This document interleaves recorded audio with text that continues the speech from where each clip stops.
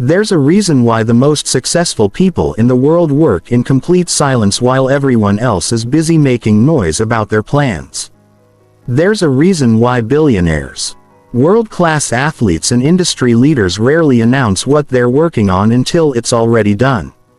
And there's a reason why the people who talk the most about their goals are usually the ones who achieve the least. What I'm about to share with you will completely change how you approach success, productivity, and personal development. Because here's the truth that nobody wants to tell you. Every time you seek external validation, every time you announce your plans, every time you work for applause instead of results, you're sabotaging your own potential. Most people are addicted to the feeling of being seen, being praised, being acknowledged for their efforts. But what they don't realize is that this addiction is the very thing keeping them from achieving anything meaningful. While they're busy posting about their workout, the person who will actually get in shape is silently grinding in the gym. While they're announcing their business idea to everyone who will listen, the person who will actually build a successful company is quietly executing in private. By the end of this video, you'll understand why silence isn't just a strategy, it's a superpower. You'll learn the psychological mechanisms that make private work exponentially more effective than public work. And most importantly, you'll discover how to build an internal system so strong that you'll never need external validation again. This isn't about becoming antisocial or hiding from the world. This is about developing the kind of mental strength and focus that separates the top 1% from everyone else. This is about becoming the type of person who gets results instead of getting likes. Chapter 1: The Validation Trap That's Destroying Your Potential. Here's something that will shock you. The human brain gets the same dopamine hit from talking about a goal as it does from actually achieving it. When you tell someone about your plan to start a business, to get in shape, to learn a new skill, your brain receives an immediate reward. It feels like you've already accomplished something even though you've done absolutely nothing. This is called social reality bias, and it's one of the most dangerous psychological traps that ambitious people fall into. Your brain doesn't distinguish between the satisfaction of announcing a goal and the satisfaction of completing it. So when you share your plans, you literally trick yourself into feeling accomplished before you've even started.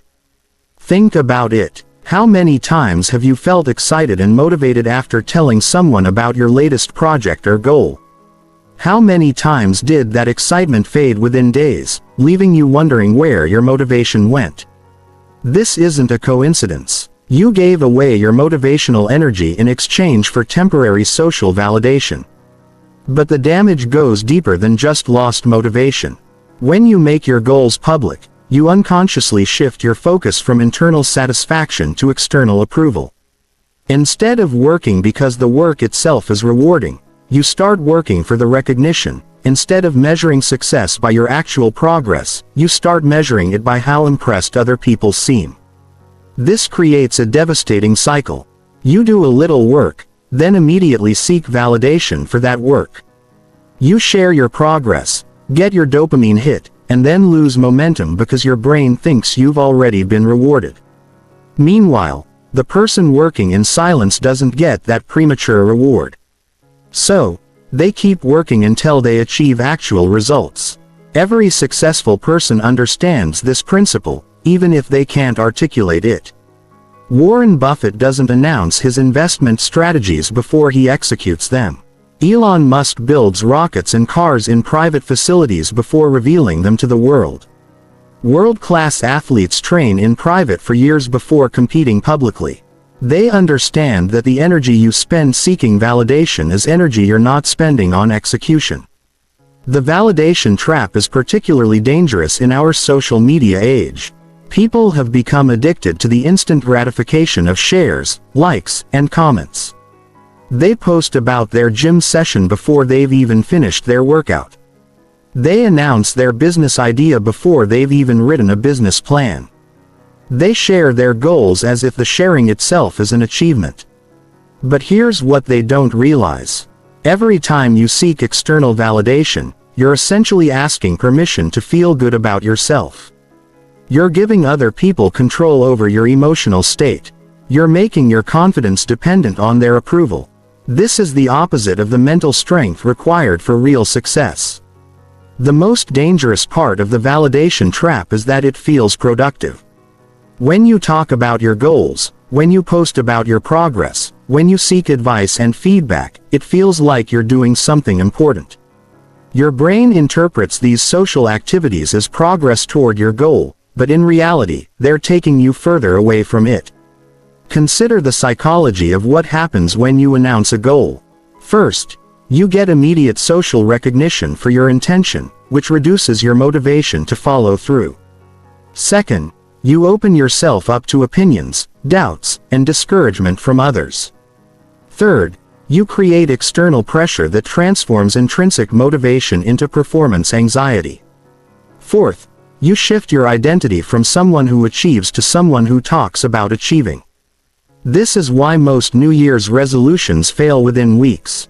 People announce their resolutions publicly, get their social validation, and then unconsciously feel like they've already done something worthwhile.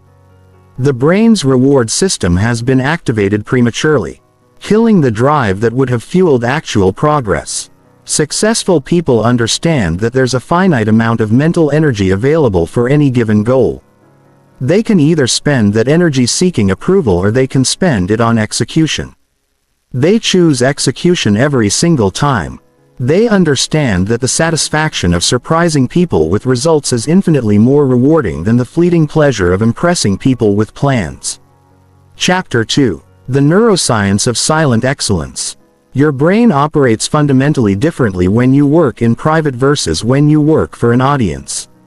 This isn't just philosophical, it's neurological. When you're working in silence, your brain activates what neuroscientists call the default mode network, a state that promotes deep thinking, creativity, and intrinsic motivation. When you're working for external validation, your brain shifts into social cognition mode. Instead of focusing purely on the task, part of your mental resources are constantly dedicated to imagining how others will perceive your work. This divided attention dramatically reduces your cognitive performance and creativity. Studies show that people who work in private exhibit stronger activation in the brain's reward centers when they complete tasks. Their brains release more dopamine from the intrinsic satisfaction of accomplishment. People who work publicly, however, become dependent on external sources of dopamine. Their brains literally rewire themselves to crave social approval rather than personal achievement. This neurological difference explains why some people can work for hours without needing breaks while others constantly seek distractions and validation. The silent workers have trained their brains to find satisfaction in the work itself. The public workers have trained their brains to find satisfaction in other people's reactions to the work. But the neuroscience goes even deeper. When you work in silence, your brain enters what psychologists call a flow state more easily. Flow is characterized by complete absorption in an activity where time seems to disappear and performance reaches its peak. This state is almost impossible to achieve when part of your mind is focused on how others will judge your efforts. Silent work also activates the brain's intrinsic motivation pathways more strongly when you're not working for external rewards. Your brain develops stronger neural connections associated with curiosity, mastery, and purpose. These are the psychological drivers that sustain long-term effort and lead to breakthrough achievements.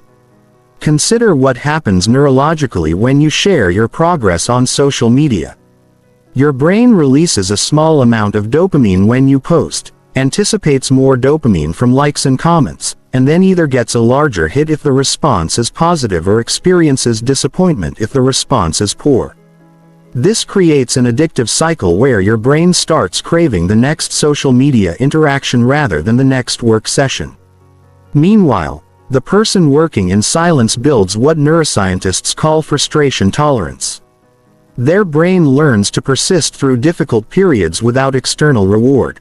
This neurological adaptation is crucial for achieving anything significant because all meaningful work involves periods where progress feels slow or invisible. The brain also processes setbacks differently when you work in private.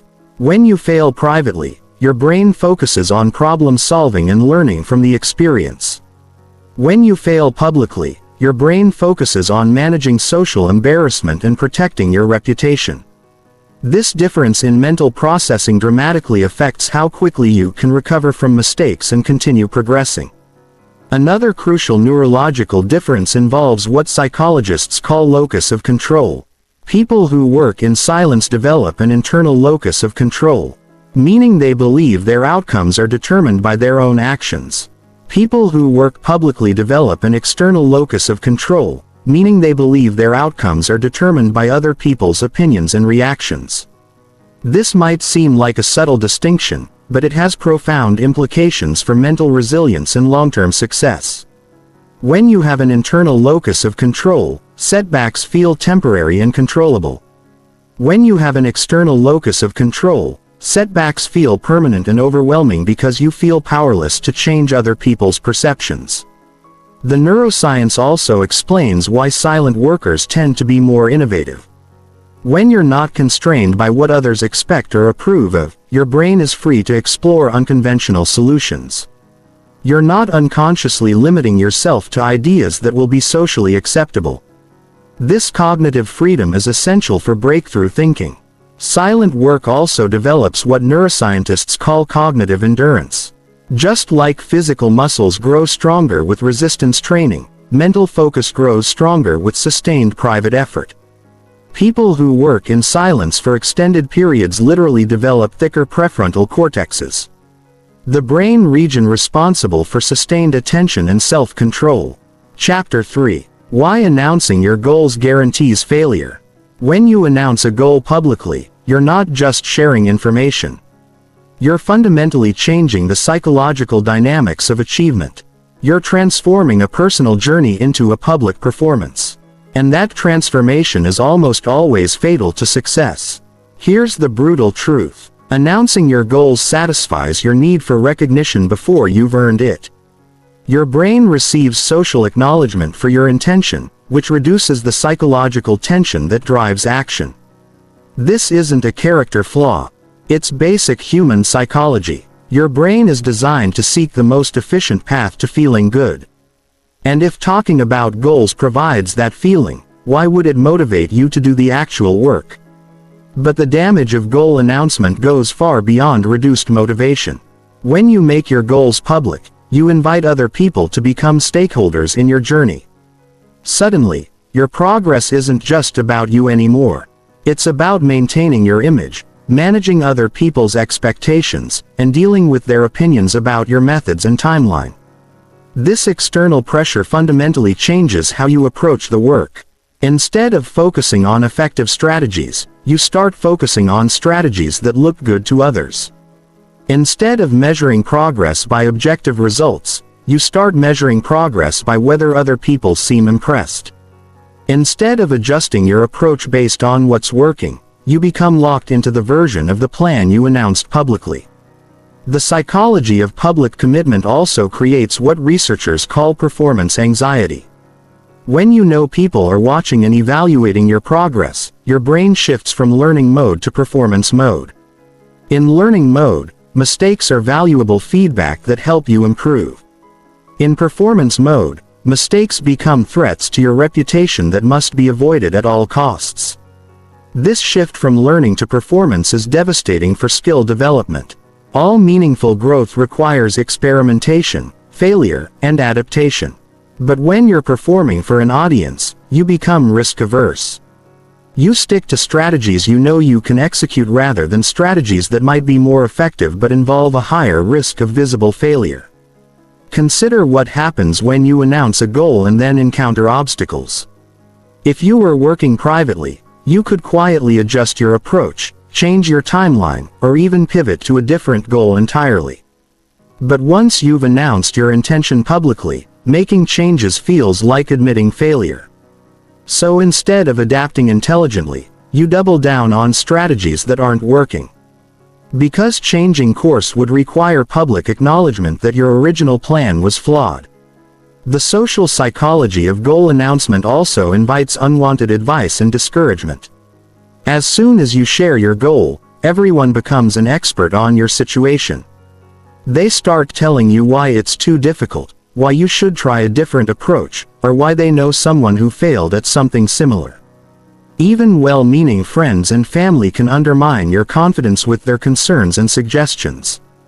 This constant input of other people's opinions creates mental noise that interferes with your ability to develop your own judgment about what's working. Instead of learning to trust your instincts and adjust based on your direct experience, you become confused by conflicting advice and uncertain about your own perceptions. The timing aspect of goal announcement is particularly damaging. Most people announce their goals at the very beginning of their journey when they're feeling most motivated and optimistic. But beginnings are when you know the least about what you're actually going to encounter. The goal you announce in January might need to be completely reimagined by March based on what you learn through execution. But if you've announced the January version publicly, you feel locked into it. You feel like changing course would make you look inconsistent or uncommitted. So you persist with an outdated plan rather than evolving intelligently based on new information. Public goal announcement also creates what psychologists call identity foreclosure. When you announce that you're going to become a successful entrepreneur or get in the best shape of your life or master a new skill, you're not just stating an intention. You're claiming an identity. Your brain starts to invest in maintaining that identity rather than doing the work required to earn it. This is why you see people who talk constantly about being entrepreneurs but never actually start businesses, or people who identify as fitness enthusiasts but rarely exercise consistently. They've received social validation for the identity without having to demonstrate the behaviors that would actually create that identity. The most successful people understand that goals are private contracts with themselves, not public promises to others. They work toward their objectives in silence, adjusting and adapting as needed until they achieve results worth sharing. They understand that the energy spent managing other people's expectations is energy not spent on execution. They also understand that surprising people with results is infinitely more satisfying than impressing people with plans. When you work in silence and then reveal your achievements, people are genuinely impressed because they see concrete evidence of your capability when you announce goals and then fail to achieve them. People learn to discount your future announcements. Chapter 4. The Compound Effect of Invisible Work. Most people dramatically underestimate the power of work that nobody sees. They think that if effort isn't recognized, acknowledged, or applauded, it somehow doesn't count. But the opposite is true. Invisible work is the most powerful work because it compounds without the friction of external expectations and social pressures. When you work in silence, every ounce of energy goes directly into improving your skills, building your systems, and moving toward your objectives. There's no energy wasted on managing your image, explaining your progress, or dealing with other people's opinions. This efficiency advantage might seem small on any given day, but over months and years, it creates an enormous gap between silent workers and public workers. Think about compound interest in finance. A small difference in interest rates seems insignificant in the short term, but over decades it creates dramatically different outcomes. The same principle applies to focused effort. Working in silence might only make you 5 or 10% more effective on any given day, but that advantage compounds exponentially over time. Consider two people with identical goals, identical starting points, and identical capabilities. One person works publicly, constantly sharing progress and seeking validation. The other works privately, channeling all energy into execution. In the first month, their results might be similar, but after a year, the silent worker will be significantly ahead. After 5 years, they'll be operating in completely different leagues. This happens because invisible work develops what psychologists call deep practice. When you're not performing for an audience, you can focus entirely on the aspects of your craft that need improvement, even if those aspects are boring or unglamorous. You can spend weeks working on fundamentals that won't impress anyone, but will make you significantly better. Public workers, on the other hand, tend to focus on aspects of their work that are visible and impressive. They work on the parts of their craft that photograph well, that sound good in conversation, that generate social media engagement, but these aren't necessarily the parts that create real skill development or meaningful results. The compound effect of invisible work is particularly powerful in skill-based fields. When you practice a musical instrument in private, you can focus on the technical exercises that are necessary but not entertaining. When you practice publicly, you tend to focus on pieces that showcase your current abilities rather than pieces that stretch your capabilities. This principle applies to every area of development. The entrepreneur working in silence can focus on building systems and solving real problems rather than networking and pitching. The athlete training in private can focus on their weaknesses rather than showcasing their strengths. The student learning in silence can focus on understanding difficult concepts rather than appearing smart in class discussions. Invisible work also compounds because it develops what researchers call intrinsic motivation. When your only reward comes from the satisfaction of improvement itself, you become addicted to getting better. Your brain starts craving the feeling of mastery rather than the feeling of recognition. This internal drive is sustainable indefinitely because it doesn't depend on other people's attention or approval. Public workers, by contrast, become dependent on external motivation. They need encouragement, acknowledgement, and validation to maintain their effort. But external motivation is unreliable and finite. Other people get bored with your journey, distracted by their own lives, or simply overwhelmed by the constant updates about your progress. The compound effect is also accelerated by what psychologists call deliberate practice. This is focused, uncomfortable effort designed to push you beyond your current capabilities. Deliberate practice is inherently private because it involves making mistakes, looking incompetent, and struggling with challenges that are beyond your current skill level. When you practice deliberately in public, you feel pressure to perform at your current level rather than push beyond it. You become reluctant to attempt things that might make you look bad, even if those attempts would accelerate your development. This reluctance to risk public failure significantly slows your rate of improvement. The mathematics of compound improvement are staggering. If you improve by just 1% per day through focused private effort, you become nearly 40 times better over the course of a year. Most people don't achieve this kind of improvement because they're constantly interrupting their work to seek validation, explain their progress, or manage other people's expectations. Invisible work also compounds because it develops pattern recognition and intuition when you're deeply focused on your craft without external distractions. You start noticing subtle patterns and connections that others miss. You develop what experts call domain-specific intuition, an almost unconscious understanding of what works and what doesn't in your field. This intuitive understanding can't be developed through public work because it requires sustained uninterrupted focus. When you're constantly switching between execution mode and explanation mode, your brain never develops the deep pattern recognition that separates experts from amateurs. The compound effect is why silent workers often seem to achieve sudden overnight success. From the outside, it looks like they came out of nowhere. But in reality, they've been steadily improving in private for years, building skills and systems that weren't visible until they reached a critical mass of capability. Chapter 5. Building an unshakable internal compass. The ability to maintain direction and motivation without external validation is perhaps the most crucial skill for achieving anything significant. Most people are like ships without anchors, constantly drifting based on the winds of social approval and disapproval. But the highest achievers develop what I call an internal compass. A psychological system that keeps them oriented toward their true objectives regardless of external circumstances. This internal compass isn't built overnight. It's developed through deliberate practice of self-reliance. Through repeatedly choosing your own judgment over other people's opinions and through learning to find satisfaction in your own progress rather than in other people's recognition of that progress. The foundation of an internal compass is clarity about your values and objectives. Most people never take the time to clearly define what they actually want versus what they think they should want based on social expectations. They pursue goals that sound impressive rather than goals that are meaningful to them personally.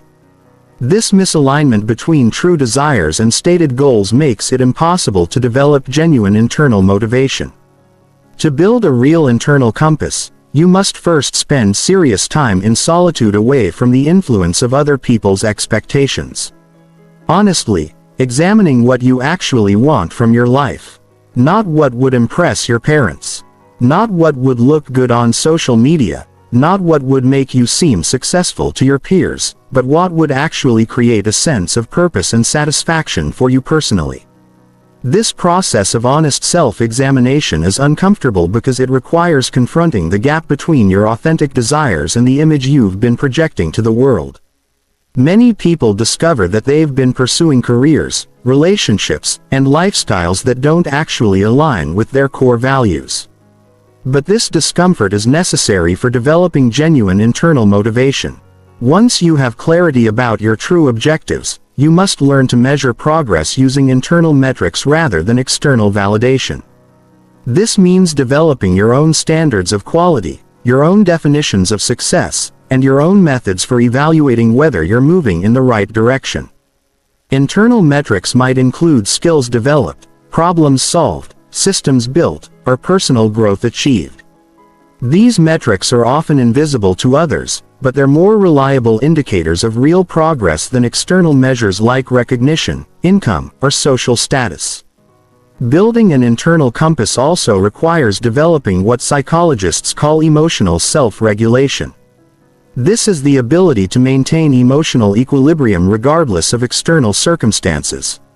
When you depend on other people's approval for emotional stability, you become vulnerable to manipulation and distraction. When you can maintain emotional balance through your own internal resources, you become psychologically independent.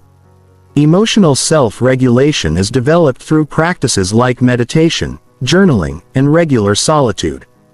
These practices teach you to observe your emotions without being controlled by them, to find peace within yourself rather than seeking it from external sources, and to maintain perspective during both successes and setbacks. The internal compass also requires developing confidence in your own judgment. Most people constantly seek advice, feedback, and validation because they don't trust their own ability to make good decisions. But confidence in your judgment is built through making decisions, observing the results, learning from mistakes, and gradually becoming more accurate in your assessments. This process requires accepting that you will make mistakes and that mistakes are valuable sources of information rather than character flaws. When you're not afraid of making wrong decisions, you become more willing to trust your instincts and act on your own judgment. Building an internal compass also involves developing what researchers call intrinsic motivation.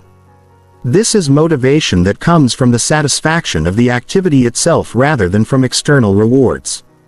When you find genuine enjoyment in the process of improving, creating and achieving, you become independent of other people's recognition or approval. Intrinsic motivation is developed by focusing on activities that naturally engage your curiosity and interest. By setting challenges that are difficult but achievable and by regularly reflecting on the satisfaction you derive from your own progress and growth.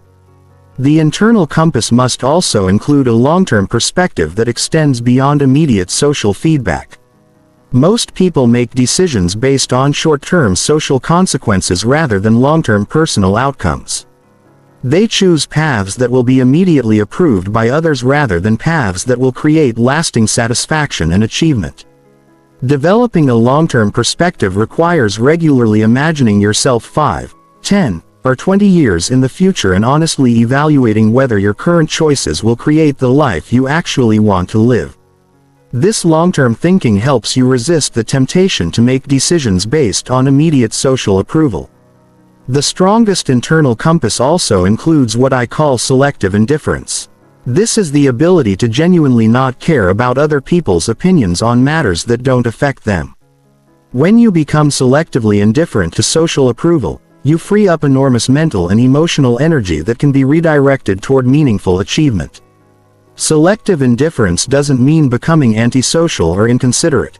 It means recognizing that other people's opinions about your personal choices are usually more about them than about you, and that seeking approval for every decision is a form of psychological dependency that prevents authentic self-expression and achievement. Chapter 6. The Art of Strategic Invisibility.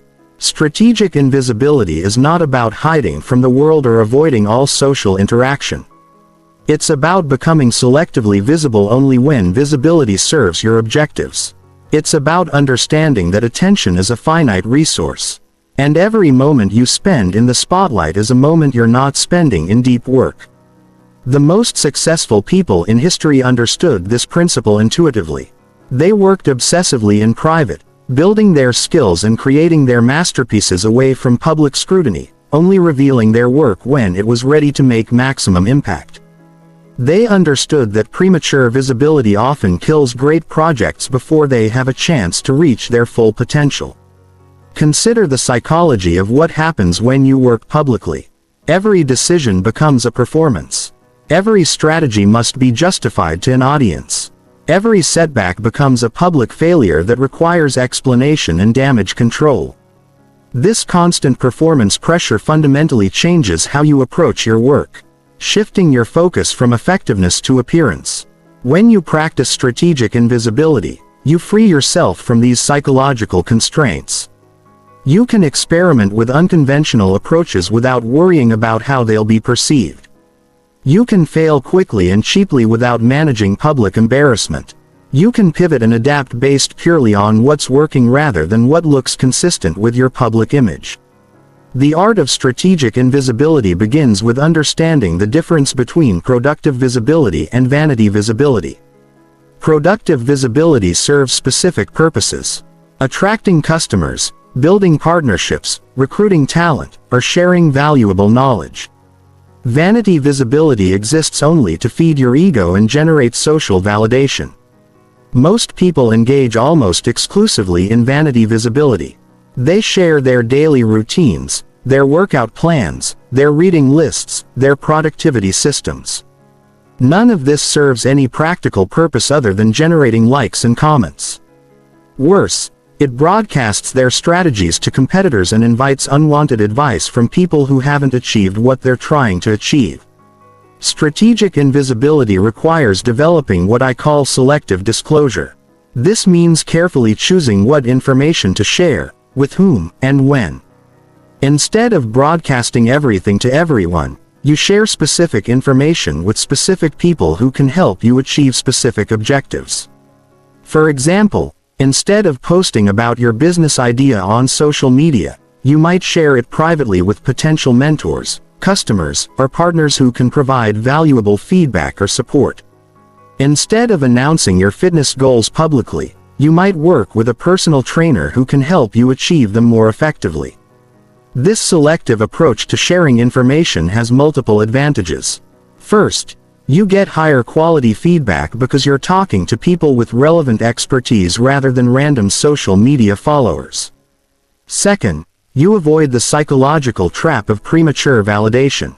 Third, you maintain competitive advantage by keeping your strategies private until you're ready to execute them publicly. Strategic invisibility also involves understanding the timing of revelation. Most people reveal their work too early when it's still rough and incomplete. This early revelation invites criticism that can discourage continued effort and suggestions that can derail your original vision. Strategic invisibility means waiting until your work is strong enough to speak for itself. The timing principle applies to every type of project. If you're building a business, you reveal it when you have paying customers and proven systems, not when you have an idea and a business plan. If you're developing a skill, you reveal it when you can demonstrate competence, not when you're still learning the basics. If you're working on personal transformation, you reveal it through your results, not through your intentions. This approach to timing creates what psychologists call the revelation advantage. When you reveal high-quality work that nobody expected, people are genuinely impressed because they see concrete evidence of your capability. When you reveal plans and promises, people become skeptical because they've heard similar promises before from people who didn't deliver. Strategic invisibility also protects you from what researchers call social interference. This is the tendency for other people's opinions and expectations to unconsciously influence your decisions and behaviors. When you work publicly, you become susceptible to groupthink, peer pressure, and external validation seeking that can pull you away from your original vision. Working invisibly allows you to develop what I call authentic voice. This is your natural approach to problems and challenges, unfiltered by social expectations or conventional wisdom. Authentic voice can only be developed in private through extensive experimentation and reflection without the influence of other people's preferences and biases. The development of authentic voice is crucial for creating breakthrough work. All significant innovations come from people who were willing to ignore conventional wisdom and follow their own insights. But these insights can only emerge when you're free from the psychological pressure to conform to other people's expectations. Strategic invisibility also involves managing your energy and attention as finite resources. Every interaction with other people about your work requires mental energy that could be spent on the work itself. Every social media post requires time and attention that could be directed toward meaningful progress. When you practice strategic invisibility, you become highly protective of your mental resources. You realize that your ability to focus deeply and work consistently is your most valuable asset, and you guard it accordingly. You become selfish with your time and energy, not out of antisocial tendencies but out of recognition that these resources are required for meaningful achievement. The most powerful aspect of strategic invisibility is that it creates what I call compound mystery. When people don't know what you're working on, they become curious. When they occasionally see evidence of your progress without understanding the full scope of your efforts, they become intrigued. When you finally reveal significant results, they're genuinely surprised and impressed. This compound mystery creates a psychological effect where people assume you're more capable than they previously thought. They start to wonder what else you might be working on in private. They begin to see you as someone who gets things done rather than someone who talks about getting things done. Strategic invisibility ultimately transforms your reputation from someone who has good intentions to someone who delivers unexpected results. This transformation in how others perceive you creates opportunities and advantages that are impossible to achieve through conventional self-promotion. Chapter 7: Systems for Sustained Solo Execution. Working alone for extended periods without external accountability or social support requires a completely different set of systems than working in public with constant feedback and encouragement. Most people fail at solo execution because they try to use social strategies in solitary environments, or they assume willpower and motivation will be sufficient to sustain long-term effort. The reality is that sustained solo execution requires carefully designed systems that replace the psychological functions normally provided by social interaction. You need systems for motivation when you don't feel like working. Systems for feedback when nobody is watching. Systems for accountability when you're only answerable to yourself. And systems for momentum when progress feels invisible. The foundation of any solo execution system is what I call environmental design. Your physical environment profoundly affects your psychological state and your ability to maintain focus over extended periods. When you work alone, your environment becomes your primary source of behavioral cues and emotional regulation. Environmental design begins with creating a dedicated workspace that is optimized for deep work rather than comfort or social interaction. This space should be free from distractions, properly lit and ventilated, and organized in a way that minimizes decision fatigue. Every element of your workspace should either support focused work or be eliminated entirely. The psychological principle behind environmental design is that your brain automatically adapts to environmental cues. When you consistently work in the same optimized environment, your brain begins to associate that space with focused productivity. Eventually, simply entering that environment triggers a mental state conducive to deep work. But environmental design extends beyond your physical workspace to include digital environment management. When you work alone, you're particularly vulnerable to digital distractions because there's nobody else around to maintain social pressure for focus. This means you must be ruthless about controlling your digital environment. Effective digital environment management includes using apps that block distracting websites, keeping your phone in another room during work sessions, using a separate device for work that doesn't have entertainment applications, and designing your digital interfaces to minimize the cognitive load of simple tasks. The next crucial system for solo execution is what I call structured autonomy. This is a framework that provides the benefits of structure and accountability while maintaining the flexibility and independence that makes solo work attractive. Structured autonomy involves creating personal deadlines, progress milestones, and performance standards that are just as demanding as external requirements, but are self-imposed and self-monitored. Structured autonomy requires developing what psychologists call self-regulatory skills. These are the mental abilities that allow you to monitor your own performance, adjust your strategies based on results, and maintain effort toward long-term goals even when immediate rewards are not available. Self-regulatory skills are developed through deliberate practice of self-monitoring. This means regularly tracking your progress, analyzing your performance patterns, identifying what's working and what isn't, and making systematic adjustments to improve your effectiveness. Most people avoid this kind of self-monitoring because it requires honest self-assessment, but it's essential for solo execution. Another critical system is what I call motivation independence. When you work in public, other people's enthusiasm, encouragement, and expectations provide external motivation that helps you persist through difficult periods. When you work alone, you must generate this motivation internally through systematic practices.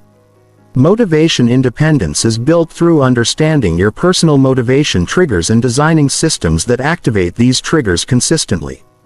Some people are motivated by progress tracking, others by challenging goals, others by meaningful purposes, and others by competitive benchmarks. The key is identifying your specific motivation patterns and building systems around them. For example, if you're motivated by progress visualization, you might create detailed tracking systems that show your improvement over time. If you're motivated by challenge, you might set increasingly difficult milestones that push your capabilities. If you're motivated by purpose, you might regularly remind yourself of the larger meaning behind your work. Solo execution also requires developing what I call feedback independence.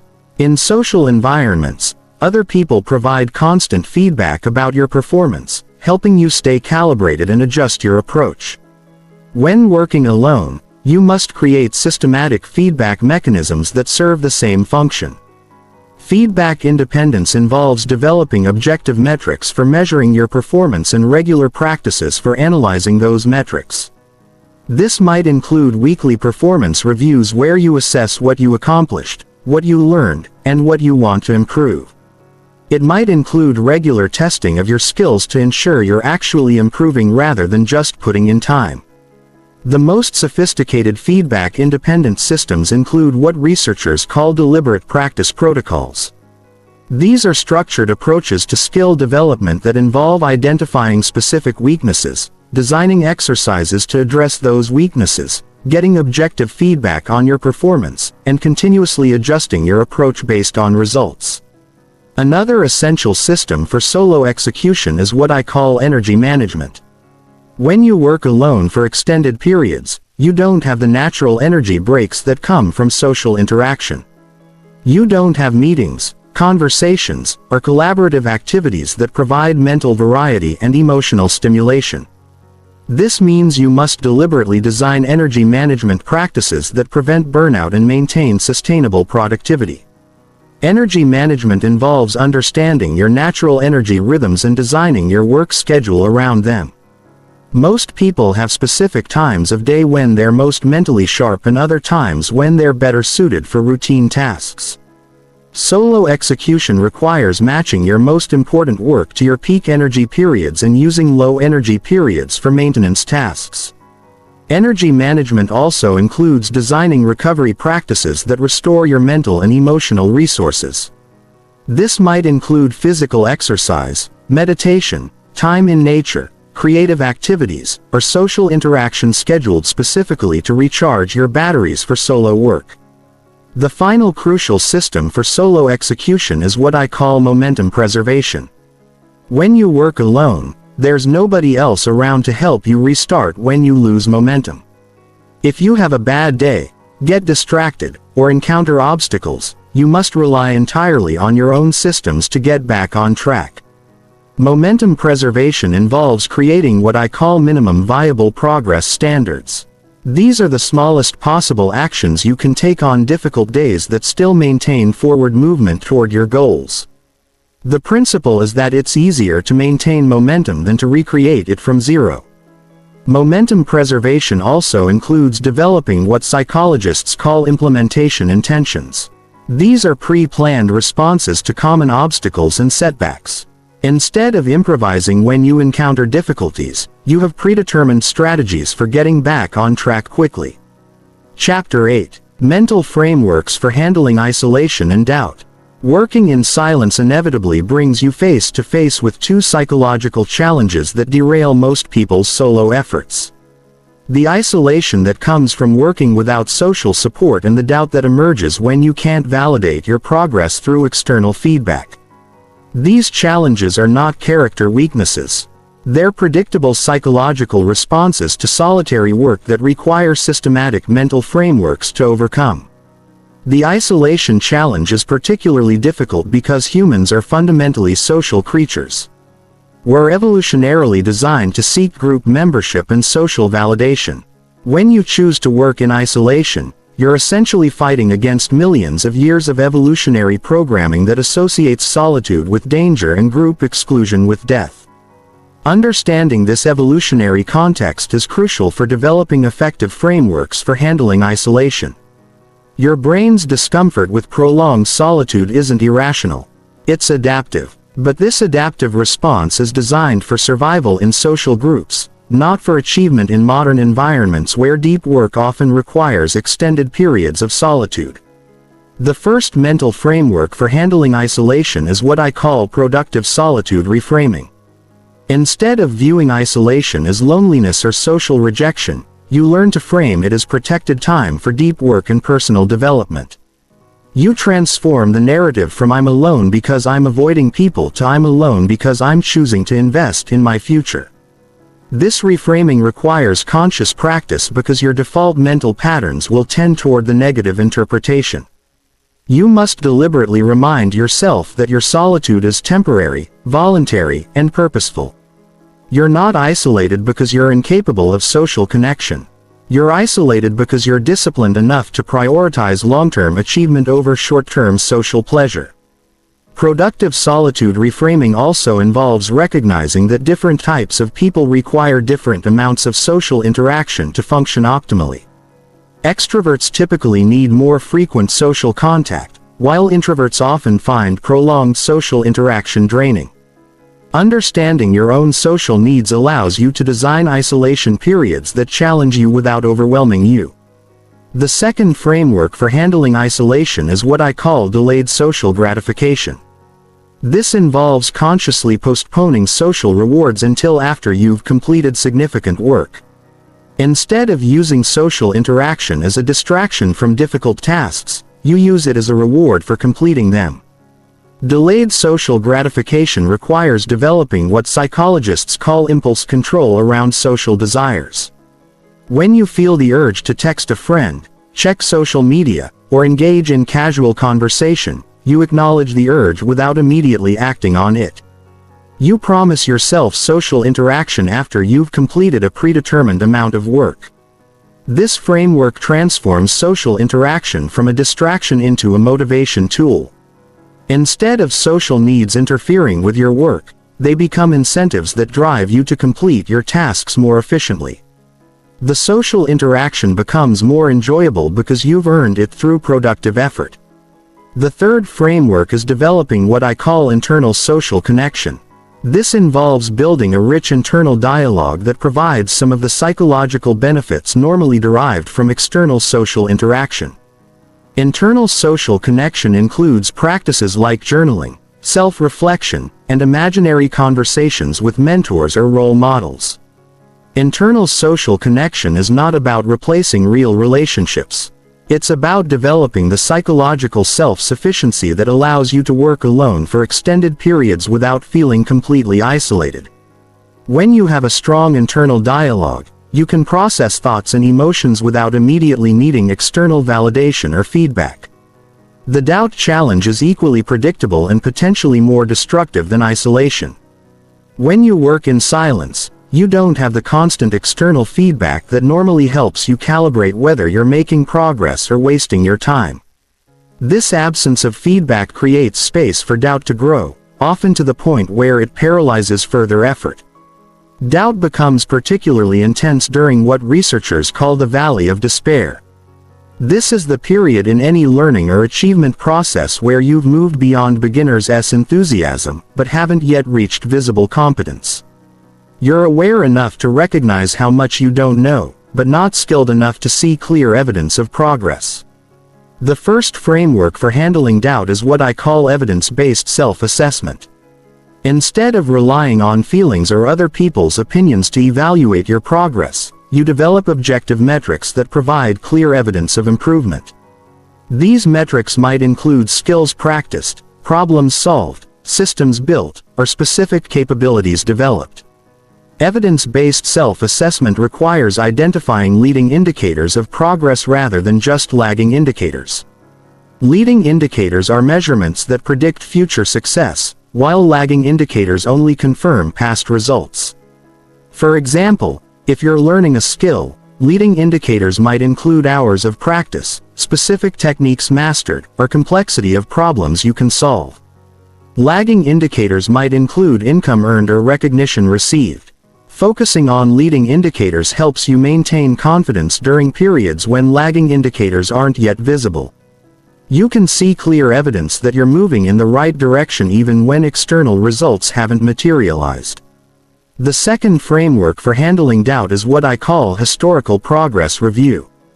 This involves regularly reviewing your development over extended time periods to gain perspective on your actual rate of improvement. When you're focused on daily or weekly progress, improvement often feels slow or invisible. But when you compare your current capabilities to where you were 6 months or a year ago, progress becomes undeniable. Historical progress review requires maintaining detailed records of your work and capabilities over time.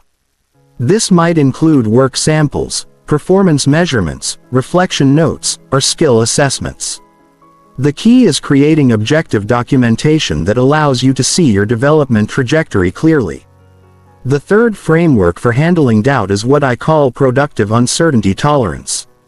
Instead of viewing uncertainty and doubt as problems to be eliminated, you learn to see them as natural and even beneficial aspects of ambitious work. All meaningful achievement involves venturing into uncertain territory where success is not guaranteed. Productive uncertainty tolerance involves developing comfort with not knowing whether your current approach will work, whether you're progressing fast enough, or whether your ultimate goals are achievable. You learn to persist through uncertainty by focusing on process rather than outcomes, effort rather than results, and learning rather than performance. This framework requires shifting your identity from someone who needs to know they're going to succeed to someone who's committed to discovering what's possible through sustained effort. You become more interested in the experiment than in predicting the results. The fourth framework is developing what I call doubt as information rather than doubt as identity. When doubt arises, instead of interpreting it as evidence that you're not capable of success, you interpret it as information about potential obstacles, skill gaps, or strategy adjustments that might be needed. This reframing allows you to use doubt productively rather than being paralyzed by it. When you feel doubt about your progress, you ask specific questions. What evidence am I looking for that I'm not seeing? What skills might I need to develop? What assumptions might I need to question? What feedback might I need to seek? Chapter 9. How to transform solitude into competitive advantage. While most people view solitude as a necessary evil or a temporary sacrifice required for deep work, The highest achievers understand that solitude itself can become a competitive advantage when you learn to thrive in solitude rather than merely endure it. You develop capabilities that are impossible to cultivate in social environments and gain access to mental states that create breakthrough thinking. The competitive advantage of solitude begins with the simple fact that most people are uncomfortable with extended periods of alone time. In a world where everyone is constantly connected, constantly stimulated and constantly seeking external validation, the person who can work effectively in isolation has access to mental resources that others cannot tap. This advantage compounds because the problems worth solving, the skills worth developing, and the projects worth completing all require sustained attention. That is impossible to maintain in social environments.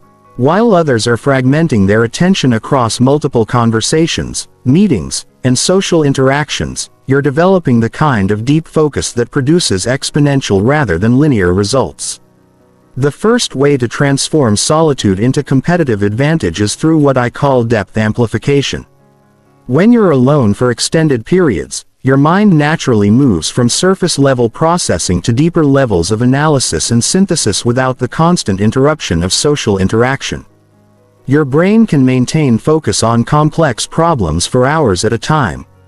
This sustained focus allows you to see patterns and connections that are invisible to people working in social environments. You can hold multiple variables in your mind simultaneously. Explore nuanced relationships between ideas and develop insights that require extended contemplation.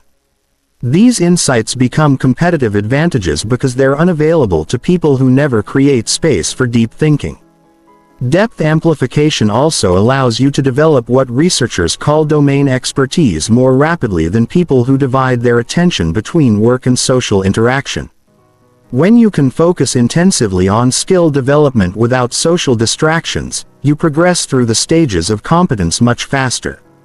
The second transformation involves developing what I call creative solitude. This is the ability to use alone time not just for execution but for genuine innovation and breakthrough thinking. Creative solitude requires learning to be comfortable with mental uncertainty. Allowing your mind to wander and explore without immediately seeking external input or validation. Most people are uncomfortable with the mental uncertainty that precedes creative breakthroughs. They immediately seek other people's opinions, research what others have done, or look for external validation of their ideas. But breakthrough thinking requires spending extended time with uncertain, incomplete, or unconventional ideas before they're ready for social evaluation. Creative solitude allows you to explore ideas that would be dismissed or discouraged in social environments. You can pursue unconventional approaches, experiment with seemingly impractical solutions, and develop original thinking without the pressure to immediately justify your approach to others. The third transformation is developing what I call strategic patience. In social environments, people tend to optimize for immediate social rewards rather than long-term results. They choose strategies that will be immediately appreciated by others rather than strategies that will be effective over time. Solitude allows you to develop strategies and approaches based purely on their long-term effectiveness rather than their immediate social appeal. You can choose difficult paths that won't be understood or appreciated by others until the results are evident. This strategic patience often leads to approaches that are superior to conventional wisdom but would be impossible to pursue in social environments. Strategic patience also allows you to maintain focus on objectives that require years of sustained effort. While others are constantly pivoting based on social feedback and changing trends, you can maintain consistent direction toward long-term goals that may not be fashionable or immediately understood. The fourth transformation involves what I call intuitive development. When you spend extended time alone with your work, you develop a kind of intuitive understanding that transcends conscious analysis. You begin to sense what approaches will work before you can articulate why. You develop instincts about your field that allow you to make rapid decisions without extensive research or consultation. This intuitive development is impossible in social environments because it requires sustained uninterrupted engagement with your domain of expertise. When you're constantly switching between execution mode and social mode, your brain never develops the deep pattern recognition that creates intuitive expertise. Intuitive development becomes a competitive advantage because it allows you to move faster than people who need to analyze every decision consciously or seek input from others before acting. You can trust your instincts because they're based on extensive solitary practice and observation. The fifth transformation is developing what I call independent judgment. In social environments, people's opinions are constantly influenced by groupthink, social proof, and the desire to maintain relationships. Even when they try to think independently, they're unconsciously adjusting their perspectives to align with social expectations. Solitude allows you to develop genuine independent judgment because you're free from immediate social pressures.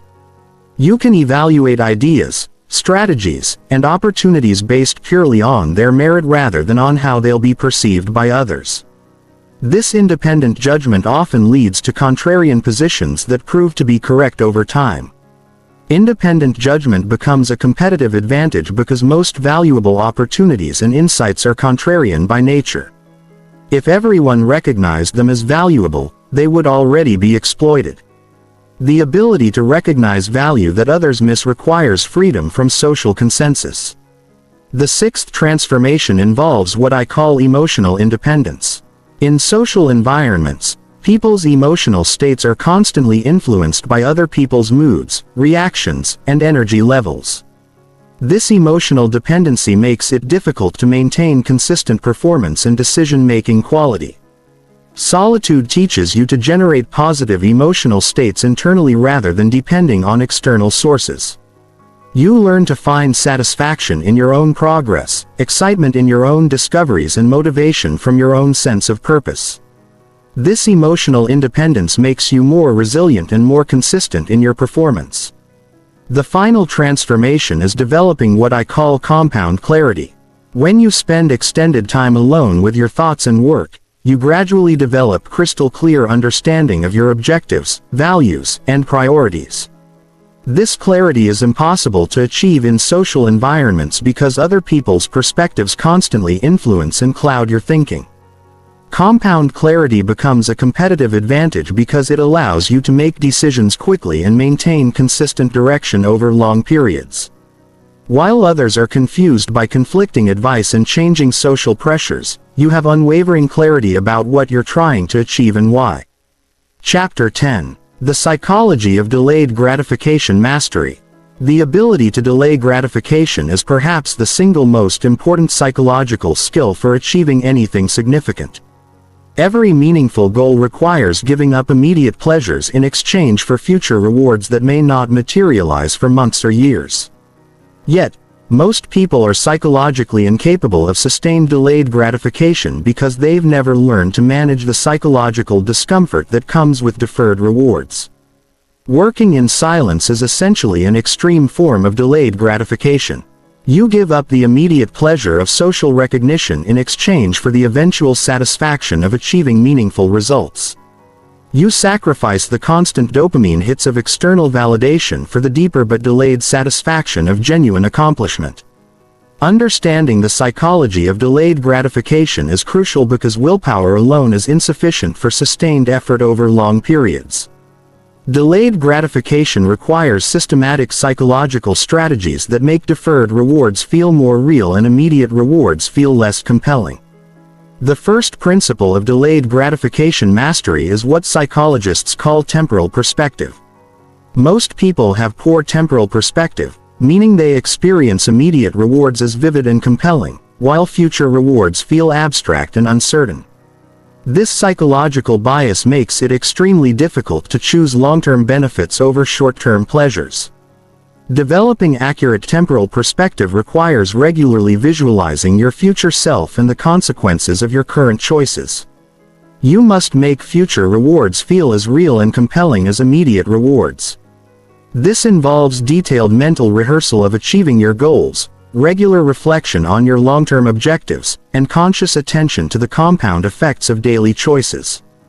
Temporal perspective also requires honestly confronting the consequences of choosing immediate gratification over delayed rewards. Most people avoid thinking about these consequences because it's psychologically uncomfortable, but accurate assessment of both paths. Immediate gratification and delayed gratification is essential for making rational long-term decisions. The second principle is what I call gratification substitution. Instead of simply denying yourself immediate pleasures, you learn to find alternative sources of immediate satisfaction that support rather than undermine your long-term goals. This involves identifying activities that provide immediate pleasure while also contributing to your future objectives. Gratification substitution might involve finding immediate pleasure in the process of skill development rather than just the eventual results. It might involve creating short-term milestones that provide regular feelings of accomplishment within longer-term projects. It might involve developing appreciation for the effort itself rather than just the outcomes that effort produces. The key insight behind gratification substitution is that you don't need to eliminate immediate pleasure. You just need to align immediate pleasure with long-term objectives when you can find genuine satisfaction in productive activities. Delayed gratification becomes much easier because you're not constantly fighting against your desire for immediate rewards. The third principle is developing what researchers call implementation intentions around gratification choices. Most people make gratification decisions impulsively in the moment when their willpower is already depleted and their judgment is compromised. Implementation intentions involve pre-deciding how you'll handle specific temptation situations before they arise.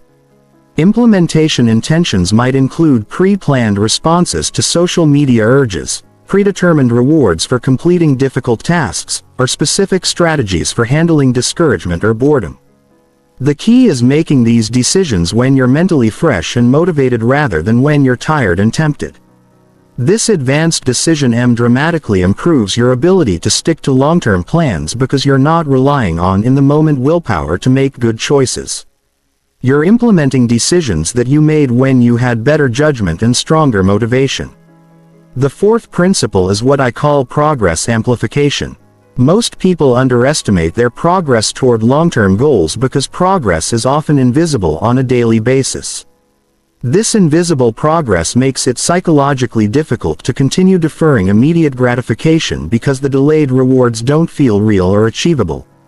Progress amplification involves creating systems that make incremental progress more visible and psychologically rewarding. This might include detailed tracking systems, regular progress reviews, visual representations of improvement, or celebrations of process milestones rather than just outcome achievements.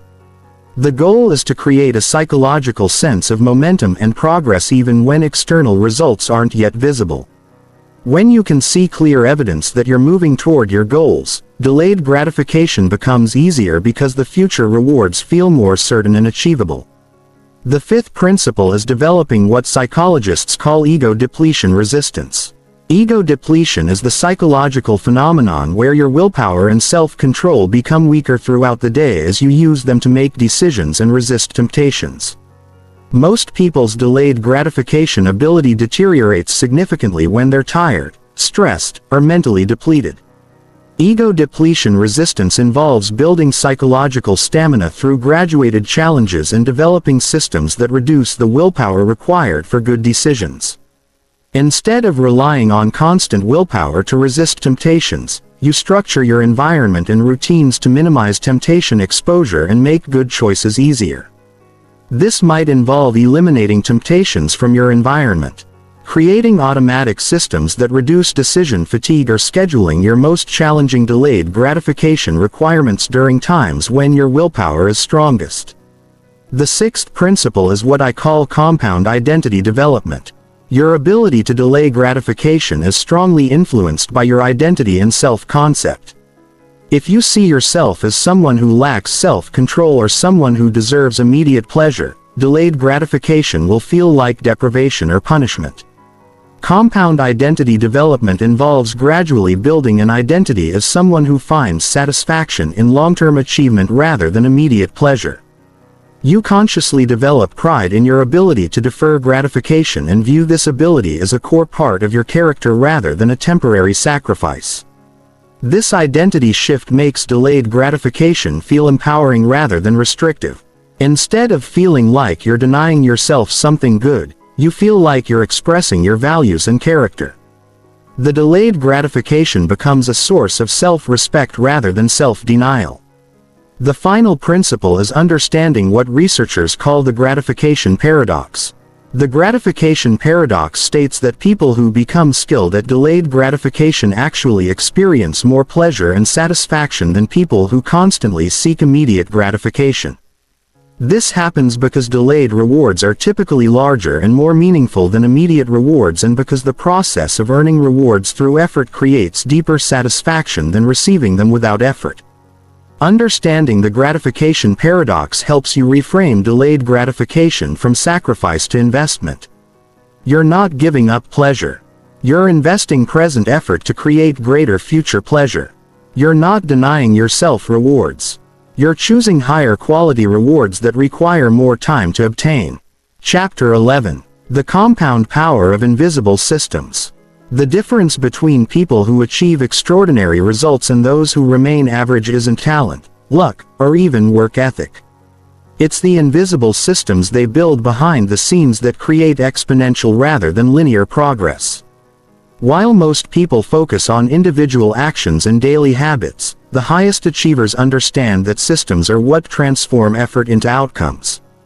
When you work in silence, you have the mental space and sustained focus required to build sophisticated systems that would be impossible to develop in social environments. These systems become force multipliers that allow you to achieve results that seem impossible to outside observers who only see the final outcomes without understanding the invisible infrastructure that created them. The power of invisible systems lies in their compound nature. Each system you build makes every other system more effective. Your productivity system amplifies your learning system. Your learning system enhances your decision-making system. Your decision-making system improves your goal-setting system. Over time, these interconnected systems create a multiplicative effect where small improvements in individual systems create massive improvements in overall results. Most people never develop real systems because system building requires extended periods of experimentation, refinement, and optimization that are incompatible with the constant social interaction and external validation seeking that characterizes normal social behavior. System building is inherently private work that produces invisible results until the systems reach a critical mass of effectiveness. The first category of invisible systems is what I call input optimization systems. These are the systems that control what information, experiences, and influences you allow into your mind. Most people are passive consumers of whatever information happens to cross their path through social media, news, conversations, and random internet browsing. This passive consumption fills their minds with irrelevant, contradictory, or actively harmful information that interferes with clear thinking and effective decision.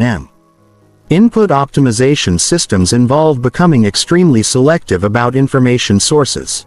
Deliberately seeking out high-quality information that supports your objectives and systematically filtering out information that doesn't serve your goals. This might involve curated reading lists, selective social media consumption, strategic podcast choices, or deliberate conversation partners. The compound effect of input optimization is enormous because the quality of your thinking is directly related to the quality of your information inputs. When you consistently consume high-quality information aligned with your goals, your thinking gradually becomes more sophisticated, your insights become more valuable, and your decisions become more effective. The second category is processing optimization systems. These are the systems that control how you analyze, synthesize, and learn from the information and experiences you encounter. Most people process information passively, allowing insights to pass through their minds without systematic capture, analysis, or integration into their existing knowledge base. Processing optimization systems involve developing systematic approaches to learning from every experience, capturing insights through writing or recording, connecting new information to existing knowledge, and regularly reviewing and synthesizing accumulated insights. This might involve structured note-taking systems, regular reflection practices, knowledge management databases, or systematic review processes. The compound effect of processing optimization means that every experience becomes a source of learning and improvement rather than just something that happens to you over time. This systematic processing creates deep expertise and wisdom that would be impossible to develop through passive experience alone. The third category is output optimization systems. These are the systems that control how you translate your knowledge, insights, and energy into concrete results. Most people work inefficiently because they've never systematically analyzed and optimized their work processes. They use whatever methods they learned initially without ever examining whether those methods are actually effective. Output optimization systems involve systematically experimenting with different work methods, measuring the results of different approaches, identifying the specific techniques that produce the best results for your particular circumstances, and continuously refining your methods based on evidence rather than habit or assumption. The compound effect of output optimization means that the same amount of effort produces increasingly better results over time. Instead of just working harder, you work more intelligently, focusing your effort on the specific activities and approaches that create disproportionate results. The fourth category is feedback optimization systems. These are the systems that help you accurately assess your performance and make intelligent adjustments to your approach. Most people receive poor feedback because they rely on other people's opinions or superficial metrics that don't actually indicate real progress or effective performance. Feedback optimization systems involve developing objective measures of real progress, creating systematic review processes that identify what's working and what isn't, and establishing regular cycles of experimentation and adjustment based on evidence rather than assumptions or emotions. The compound effect of feedback optimization means that you continuously improve rather than just repeating the same approaches indefinitely. You develop the ability to self-correct and self-improve without depending on external feedback or guidance. The fifth category is energy optimization systems. These are the systems that control how you generate, conserve, and deploy your mental and physical energy for maximum effectiveness. Most people manage their energy poorly because they've never systematically studied their own energy patterns or developed deliberate practices for optimizing their performance. Energy optimization systems involve understanding your natural energy rhythms, identifying the specific activities and practices that restore versus deplete your energy, scheduling your most important work during peak energy periods, and developing systematic practices for maintaining high performance over extended periods. The compound effect of energy optimization means that you can sustain high-level performance for much longer periods than people who haven't optimized their energy management. You become capable of working at peak effectiveness for hours or days at a time while others struggle to maintain focus for even short periods. The sixth category is decision optimization systems. These are the systems that help you make better decisions more efficiently by reducing decision fatigue, improving decision quality, and accelerating decision speed. Most people make poor decisions because they approach each decision as a unique problem rather than developing systematic approaches to common decision types. Decision optimization systems involve identifying recurring decision patterns, developing decision frameworks for common situations, creating decision criteria that align with your long-term objectives, and establishing systematic processes for major decisions that require extensive analysis. The compound effect of decision optimization means that your life trajectory improves dramatically over time because you consistently make choices that align with your objectives and values rather than making decisions based on immediate emotions or social pressures. The most powerful aspect of invisible systems is that they create what I call automated excellence. Once your systems are sufficiently developed and refined, high-level performance becomes automatic rather than requiring conscious effort. You achieve excellent results not through constant willpower and motivation but through systematically designed processes that naturally produce excellent outcomes. This automated excellence is what creates the appearance of effortless success in highly successful people. Outside observers see someone who seems to achieve remarkable results without struggle. But what they don't see is the sophisticated system infrastructure that makes those results inevitable rather than accidental. Chapter 12. Breaking free from the need for external validation. The addiction to external validation is perhaps the most limiting psychological dependency that ambitious people face. It's more subtle than addiction to substances because seeking approval and recognition feels like natural, healthy social behavior. But when your emotional state, motivation, and self-worth become dependent on other people's reactions, you've essentially given control of your life to external forces that you cannot predict or control. Breaking free from this dependency isn't about becoming antisocial or indifferent to other people's opinions. It's about developing the psychological independence that allows you to pursue your objectives based on your own values and judgment rather than constantly adjusting your behavior to maintain social approval. The first step in breaking validation addiction is understanding how it develops and why it's so psychologically compelling. From early childhood, most people learn that their worth is tied to other people's approval.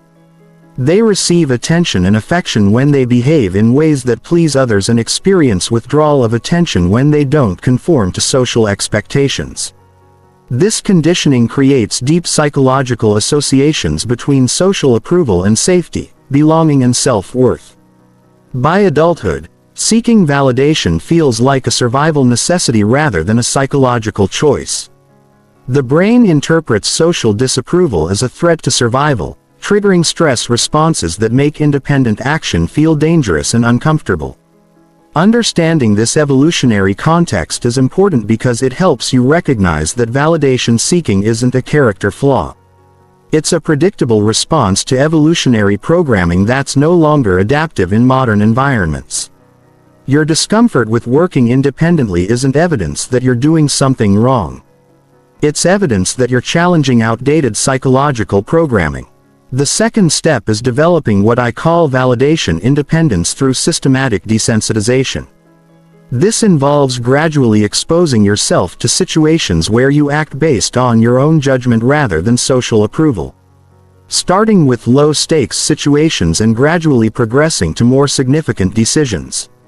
Systematic desensitization might begin with small choices like selecting restaurants, movies, or activities based purely on your own preferences rather than what you think others would approve of. It progresses to larger choices like career decisions, relationship decisions, or lifestyle choices made independently of social expectations. The key to systematic desensitization is starting with situations where the stakes are low enough that you can tolerate the discomfort of potential social disapproval without overwhelming anxiety. As you build confidence in your ability to make good decisions independently, you can gradually tackle situations where independence requires more psychological courage. The third step is developing what psychologists call intrinsic worth rather than conditional worth. Conditional worth means that your self-esteem depends on meeting external standards or receiving external approval. Intrinsic worth means that your self-esteem is based on your own values, efforts, and integrity rather than other people's reactions. Developing intrinsic worth requires identifying your core values and using those values as the primary criteria for evaluating your choices and behavior. Instead of asking, "Will people approve of this?" you learn to ask, "Does this align with my values? And will this help me become the person I want to be?" This shift in evaluation criteria is psychologically challenging because it requires taking full responsibility for your choices and their consequences rather than being able to blame others for poor advice or social pressure. But this responsibility is also psychologically liberating because it means your self-worth is under your control rather than dependent on unpredictable external factors. The fourth step is understanding the hidden costs of validation seeking that most people never calculate. These costs include the mental energy spent managing your image rather than improving your capabilities. The opportunities missed because you chose safe, socially acceptable paths rather than potentially superior unconventional paths. And the authentic relationships lost because you presented a curated version of yourself rather than your genuine personality. The most significant hidden cost is what I call life trajectory distortion. When you make major life decisions based on social approval rather than personal values and long-term objectives, you can end up living someone else's version of success rather than creating your own. You might achieve external markers of success while feeling internally empty because those markers don't align with what actually creates meaning and satisfaction for you personally. Calculating these hidden costs honestly often reveals that validation seeking is much more expensive than it initially appears. The immediate comfort of social approval comes at the price of long-term authenticity, effectiveness, and life satisfaction. The fifth step is developing what I call selective social investment. Instead of seeking validation from everyone, you learn to identify the small number of people whose opinions are actually valuable and relevant to your objectives. You invest in relationships with people who share your values, understand your goals, and can provide informed feedback rather than just emotional support or social approval. Selective social investment involves being strategic about whose validation you seek rather than craving approval from anyone who will provide it. You recognize that not all opinions are equally valuable and that seeking validation from people who don't understand your objectives or share your values is counterproductive. This selectivity doesn't mean becoming elitist or dismissive of others. It means recognizing that your time and emotional energy are finite resources that should be invested where they can create the most value for your personal development and goal achievement. The sixth step is developing what researchers call emotional self-regulation around validation needs. This involves learning to tolerate the discomfort that comes with acting independently without immediately seeking reassurance or approval from others. Emotional self-regulation around validation involves recognizing when you're feeling the urge to seek external approval. Acknowledging that feeling without immediately acting on it and using internal resources like self-reflection, value alignment, or long-term perspective to restore emotional equilibrium. This skill is developed through practice and gradually builds your confidence in your ability to maintain emotional stability without constant external feedback. As this confidence grows, independent action becomes more comfortable and sustainable. The seventh step is understanding the paradox of validation independence. The paradox is that people who don't need external validation often receive more genuine respect and admiration than people who constantly seek it. When you demonstrate the confidence to act based on your own judgment, others perceive you as more competent and trustworthy.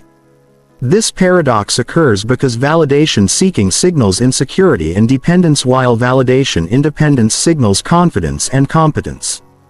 People are naturally drawn to individuals who seem secure in their own judgment because it suggests they have valuable insights and capabilities. Understanding this paradox helps motivate the difficult process of breaking validation addiction because it reveals that independence actually creates the social respect that validation seeking was intended to achieve. The final step is developing what I call contribution-based worth. Instead of deriving self-worth from social approval, you learn to derive it from the value you create for others and the progress you make toward meaningful objectives. Your sense of worth becomes tied to your contributions rather than other people's reactions to those contributions. Contribution-based worth is more sustainable than approval-based worth because it's under your control and aligned with meaningful achievement rather than superficial social dynamics.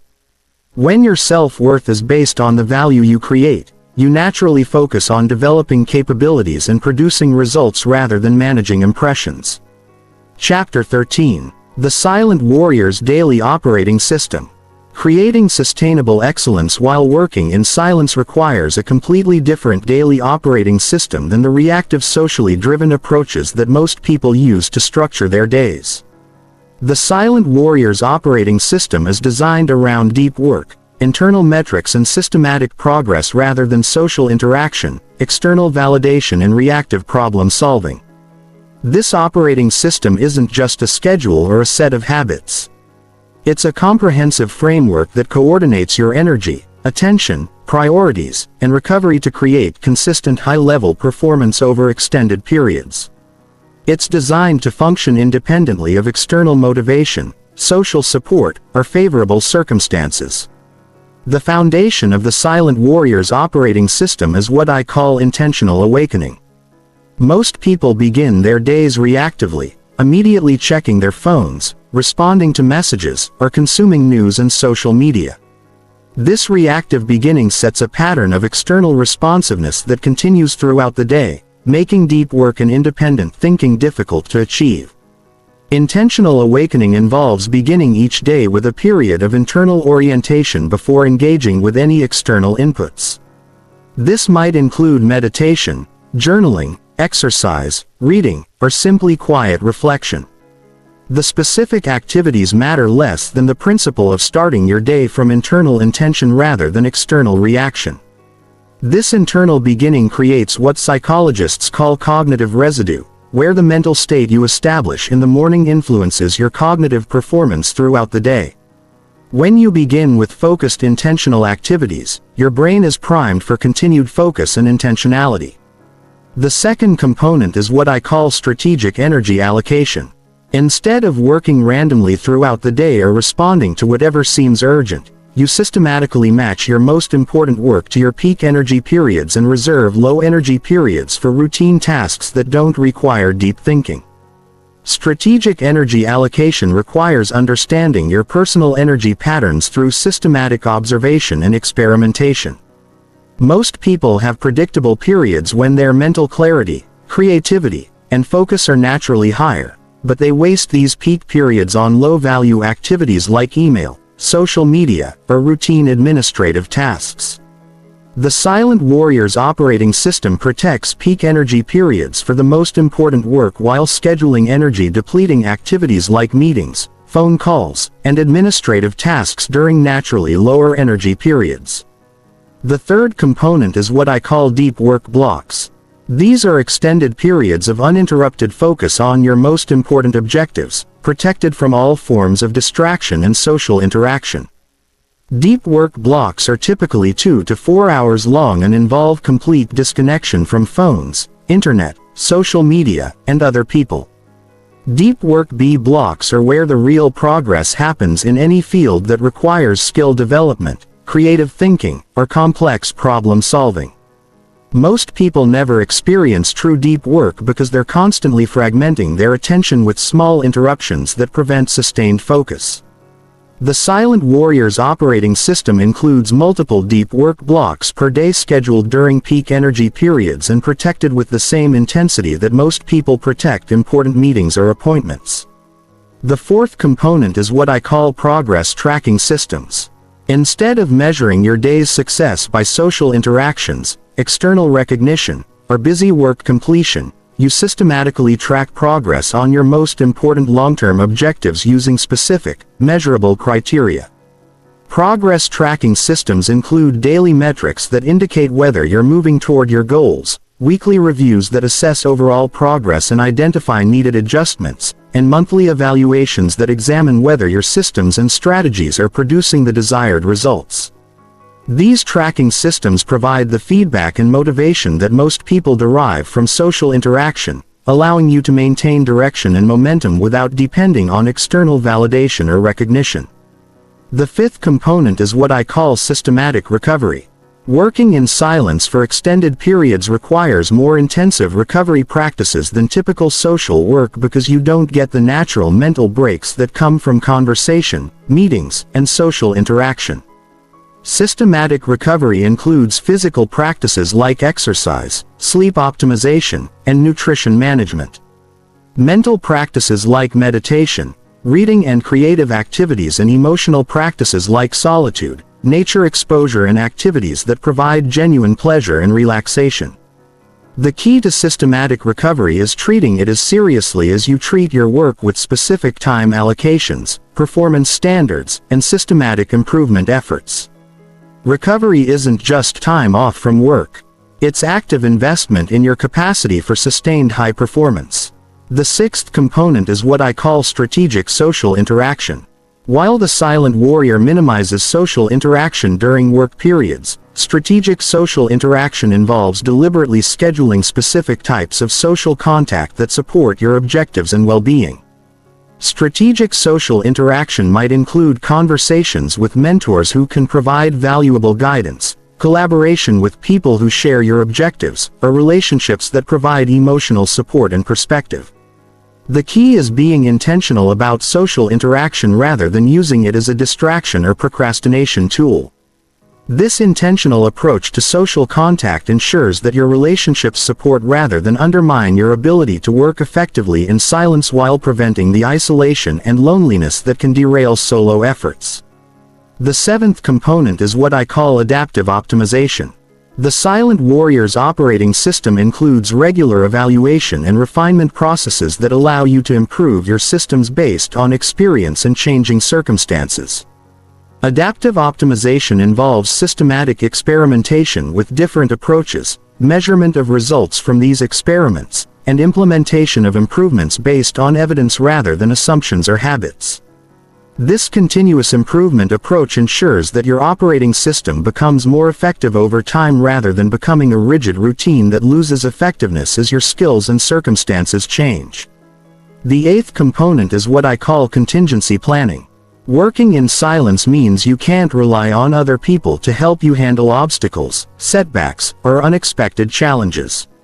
Your operating system must include predetermined responses to common problems that allow you to maintain momentum even when things don't go according to plan. Contingency planning involves identifying the most likely obstacles to your progress, developing specific strategies for handling each type of obstacle and practicing these responses so they become automatic rather than requiring improvisation under stress. This preparation allows you to handle setbacks and challenges without losing momentum or becoming derailed from your long-term objectives. The ninth component is what I call purpose reinforcement. When you work in silence without regular social validation, it's easy to lose sight of why your efforts matter. Purpose reinforcement involves regular practices that reconnect you with the deeper meaning and importance of your work. Purpose reinforcement might include reviewing your long-term vision, reflecting on the impact you want to create, connecting your daily work to larger objectives, or studying examples of people who have achieved similar goals through sustained effort. This connection to purpose provides the internal motivation that sustains effort when external motivation is not available. The final component is what I call celebration systems. Most people celebrate achievements through social recognition and external validation. The Silent Warrior's operating system includes systematic celebration of progress and achievements that don't depend on other people's awareness or approval. Celebration systems might include personal rewards for achieving milestones, reflection practices that acknowledge your progress, or activities that mark significant achievements in meaningful ways. These celebration practices provide positive reinforcement for your efforts and help maintain motivation during long-term projects where results may not be immediately visible to others. Chapter 14. Advanced Strategies for Mental Resilience. Mental resilience while working in silence requires a different psychological skill set than resilience in social environments. When you work alone for extended periods, you don't have the natural resilience boosters that come from social support, shared challenges, and external encouragement. You must develop internal resources that can sustain you through difficulties, setbacks, and the inevitable periods of doubt and discouragement that accompany ambitious solo work. The first advanced strategy is what I call cognitive armor development. This involves systematically building mental models and thought patterns that protect you from the psychological attacks that undermine solo work efforts. These attacks usually come from your own mind in the form of self-doubt, comparison to others, fear of failure, or questioning whether your efforts are worthwhile. Cognitive armor development begins with understanding the predictable patterns of negative thinking that arise during solo work. These patterns include catastrophic thinking about potential failures, comparative thinking about other people's apparent success, perfectionist thinking that makes any imperfection feel like complete failure, and victim thinking that blames external circumstances for internal problems. Once you understand these patterns, you can develop specific counterarguments and alternative perspectives that neutralize their psychological impact. This isn't positive thinking or self-deception. It's rational analysis that provides accurate perspective during periods when your thinking becomes distorted by stress, fatigue, or isolation. Cognitive armor includes prepared responses to common internal attacks like you're not making progress fast enough, other people are more successful than you don't have what it takes, or this effort isn't worth it. Having rational, evidence-based responses to these thoughts allows you to quickly restore accurate perspective without being derailed by temporary negative thinking. The second strategy is what I call stress inoculation training. This involves deliberately exposing yourself to controlled stress and discomfort while practicing resilience skills. Gradually building your capacity to maintain performance under increasingly difficult conditions. Stress inoculation might involve deliberately choosing harder projects than necessary, setting tight deadlines that create productive pressure, working in less than ideal conditions, or practicing important skills when you're tired or distracted. The principle behind stress inoculation is that resilience is built through experience with manageable challenges rather than through avoiding all stress and discomfort. When you practice maintaining performance under controlled stress, you develop confidence in your ability to handle unexpected stress that naturally arises in ambitious work. Stress inoculation also includes mental rehearsal of difficult scenarios.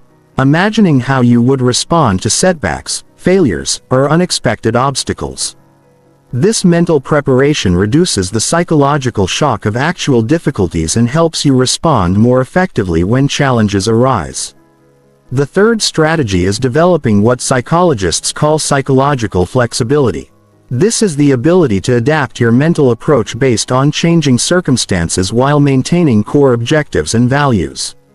Most people become psychologically rigid when working alone, sticking to approaches that aren't working because they lack external input that might suggest alternative strategies.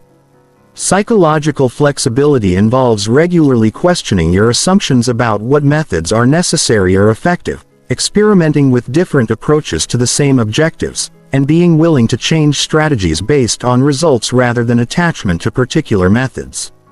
This flexibility extends to emotional regulation, where you learn to adapt your emotional responses based on what's most effective for the situation rather than simply reacting based on immediate feelings. Sometimes situations require optimism and enthusiasm. Sometimes they require sober realism and careful analysis, and sometimes they require patient persistence despite temporary setbacks. The fourth strategy is what I call adversity reframming. Instead of viewing setbacks, failures, and obstacles as problems to be avoided, you learn to see them as valuable information and opportunities for development that are essential parts of any meaningful achievement process. Adversity reframming involves developing the mental habit of asking productive questions when things go wrong. What can I learn from this? How can this make me stronger? What opportunities might this create? How can I use this experience to improve my approach? This reframing doesn't mean becoming unrealistically positive about genuine problems. It means focusing your mental energy on productive responses rather than dwelling on the negative aspects of difficult situations. Adversity reframing also includes understanding that all significant achievements involve periods of struggle, confusion, and apparent lack of progress. These periods aren't signs that you're doing something wrong.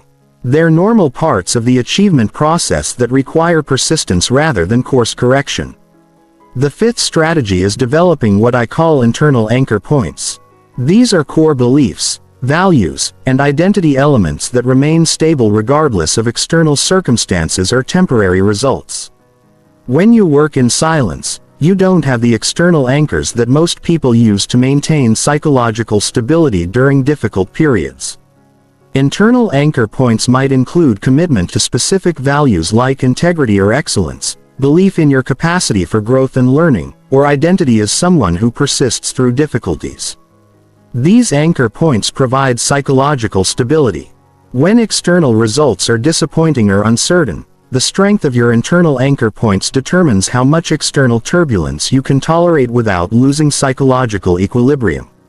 Strong anchor points allow you to maintain perspective and continue productive effort even when results are slow, feedback is absent, or progress is unclear.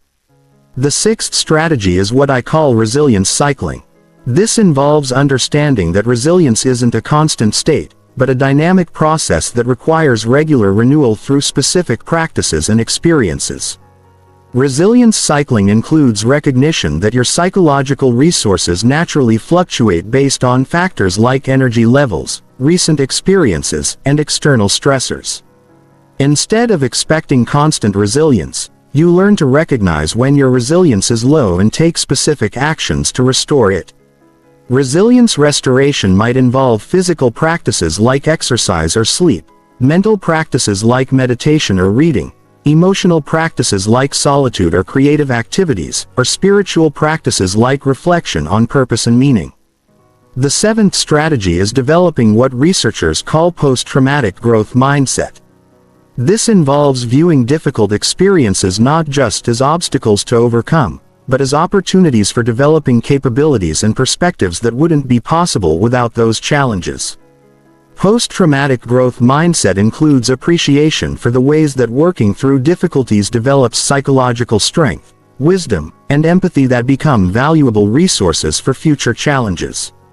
You learn to see your capacity to handle difficulty as one of your most valuable assets rather than viewing difficulties as purely negative experiences. The eighth strategy is what I call resilience community building. Even though you work primarily in silence, building relationships with other people who understand and support your approach to achievement provides psychological resources that sustain long-term effort. Resilience community doesn't require daily social interaction, but it does require having access to people who understand your objectives, respect your methods, and can provide perspective during particularly challenging periods. This community might include mentors who have achieved similar goals, peers who are pursuing similar paths, or even historical figures whose writings and examples provide inspiration and guidance during difficult periods. Chapter 15. Becoming the person who gets results in silence. The ultimate goal of working in silence isn't just to achieve specific objectives. It's to transform yourself into the type of person who consistently produces meaningful results without needing external validation, motivation, or support. This transformation involves fundamental changes in how you think about work, success, relationships, and your own capabilities. Becoming the person who gets results in silence requires understanding that this isn't just a temporary strategy for achieving particular goals. It's a comprehensive approach to life that affects every area of your development. The psychological skills you develop through sustained solo work create advantages that extend far beyond the specific projects you complete in isolation.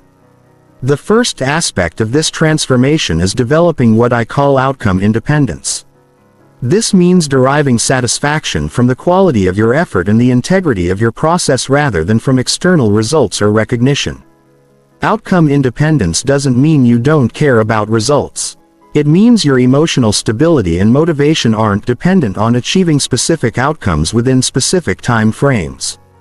Outcome independence is psychologically liberating because it allows you to take risks, experiment with new approaches, and pursue ambitious objectives without the paralyzing fear of failure that limits most people's efforts.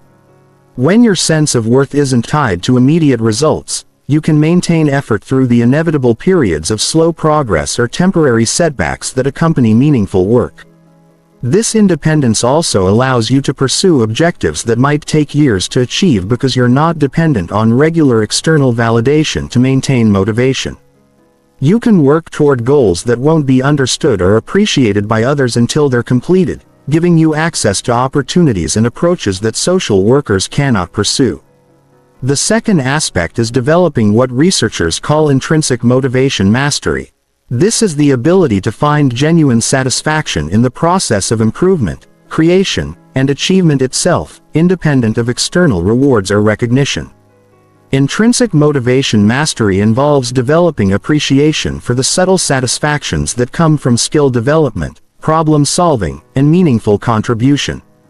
You learn to find pleasure in small improvements, insight from difficult challenges, and purpose in working toward objectives that matter to you personally.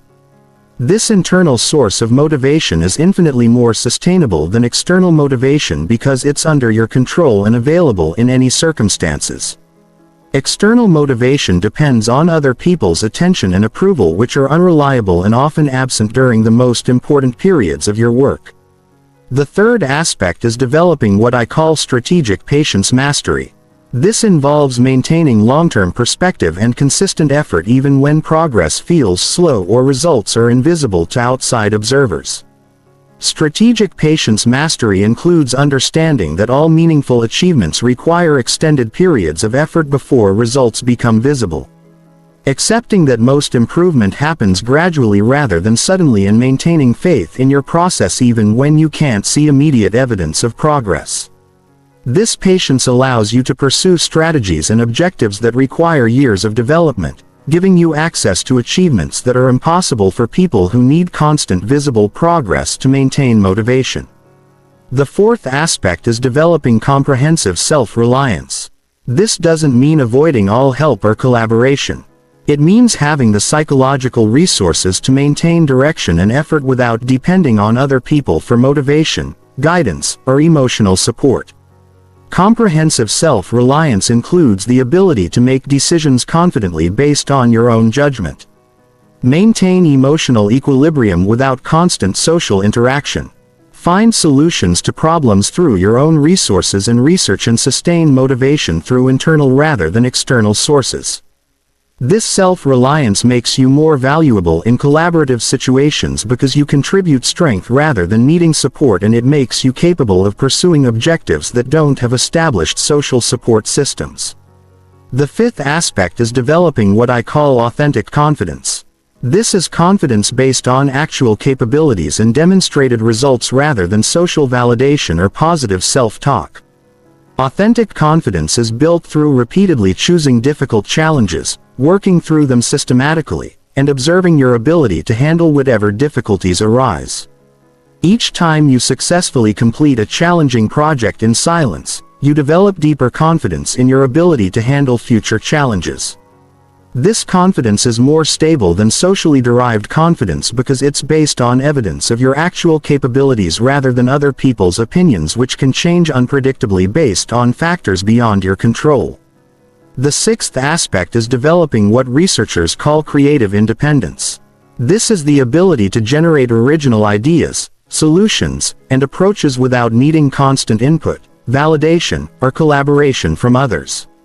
Creative independence involves learning to trust your own insights and intuitions, developing your own standards of quality and effectiveness, and having confidence in your ability to solve problems through individual effort and research. This independence allows you to pursue innovative approaches that might be discouraged or dismissed in social environments, giving you access to breakthrough solutions that are unavailable to people who depend on group consensus for creative direction. The seventh aspect is developing what I call impact orientation. This involves focusing your efforts on creating meaningful results and value rather than on managing your image, maintaining relationships, or seeking recognition. Impact orientation means measuring your success by the actual difference you make rather than by social metrics like popularity, recognition, or approval. You become primarily interested in solving real problems and creating genuine value rather than in appearing successful or impressive to others. This orientation naturally leads to more meaningful work because you're optimizing for substance rather than appearance, and it creates more sustainable satisfaction because it's based on accomplishment rather than social validation. The eighth aspect is developing what I call systematic excellence. This involves building internal standards of quality that are higher than what most people expect or demand, and consistently meeting those standards regardless of whether anyone else notices or appreciates the effort. Systematic excellence includes attention to details that others might consider unnecessary, commitment to quality that exceeds external requirements, and pride in craftsmanship that exists independent of recognition or reward. This commitment to excellence becomes a source of deep personal satisfaction and creates compounding advantages over time as your consistently high standards produce consistently superior results. The final aspect of becoming the person who gets results in silence is understanding that this transformation creates a completely different relationship with success itself. Instead of success being something you chase or achieve, it becomes something you embody through your daily practices and approach to work. When you've developed the psychological capabilities to work effectively in silence, success becomes less about reaching specific external milestones and more about maintaining the character and practices that naturally produce meaningful results. Over time, you become successful not by achieving particular goals, but by becoming the type of person who consistently creates value and achieves objectives regardless of circumstances. This transformation is permanent because it's based on developed capabilities rather than external conditions. Once you've learned to work effectively in silence, to find satisfaction in meaningful effort, and to maintain direction without external validation, these capabilities remain available regardless of what specific challenges or opportunities you encounter in the future. The person who gets results in silence has developed the ultimate competitive advantage. The ability to produce meaningful outcomes regardless of external support, recognition or favorable circumstances. This makes you antifragile in a world where most people's performance depends on external factors beyond their control.